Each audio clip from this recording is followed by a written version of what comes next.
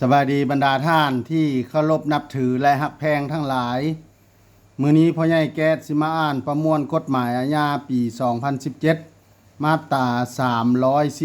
312 การละเมิดระเบียบการคุ้มครองป่าไม้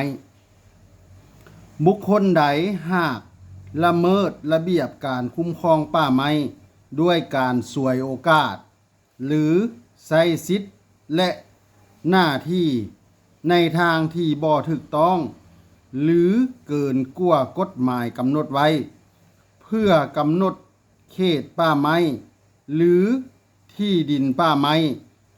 มอบโอนขุดค้นทางป่าจูดป่าหรือขนส่งผลิตภัณฑ์ไม้และเครื่องป่าของดงโดยบ่ถูกต้องตามกฎหมายหรือละเมิดระเบียบการเกี่ยวกับการวัดแทกไม้การประทับตาไม้จะถูกลงโทษตัดอิสรภาพแต่6 เดือนหา3 ปีและจะถูกปรับใหม่แต่10 ล้านกีบหา30 ล้านกีบ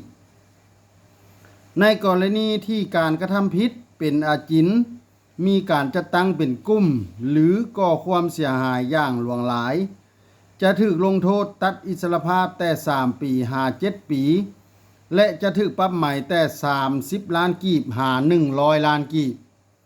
ถ้าถูกใจให้กดไลค์กดแชร์กดติดตามพ่อใหญ่แก๊สเด้อถ้าอยากให้พ่อใหญ่แก๊สอ่านกฎหมายหยังมาตราใดให้คอมเมนต์มาเด้อ